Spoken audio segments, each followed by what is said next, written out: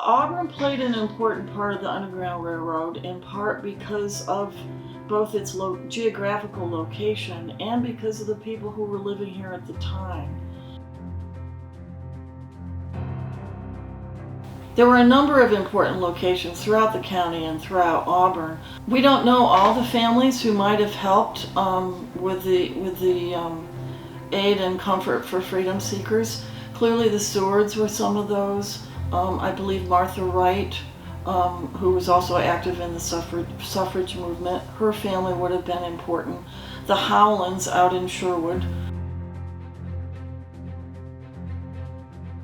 We are today in the Howland Stone Store Museum. This is the cobblestone store that Slocum Howland built in 1837. It is part of the Underground Railroad Freedom Trail. And as a supporter of the abolition of slavery, Slocum Howland was an Underground Railroad station master. He brought people here, freedom seekers from the South, and sometimes they would settle here in Sherwood. We are in the historic original kitchen of the Seward House, the Seward House Museum, and this was the stop, or one of the stops, on the Underground Railroad Trail. The person that owned this home at the time that it was used as a stop was Frances Seward, wife of William Henry Seward. And Frances was an abolitionist, a staunch abolitionist. After she experienced Southern slavery and seeing the brutality associated with that, she decided to make her home a stop. And based on 1890s newspapers, the stop was supposed to be heavily frequented throughout the late 1850s.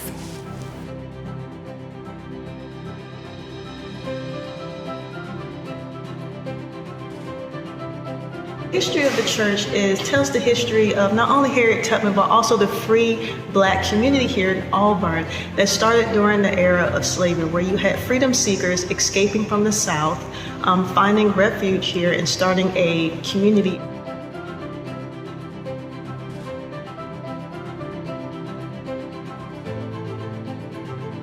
I am Pastor Ted Freeman, Jr., the Underground Railroad.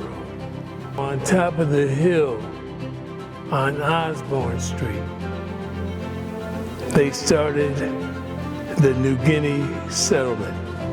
New Guinea was the progenitor of the concept of the Underground Railroad. But it could not have been done without what was going on through a place like where we're sitting today. We're sitting in the last remnant of the great Auburn Theological Seminary Institute, and it promoted a philosophy of oneness, of Godness, of a belief that all men were equal.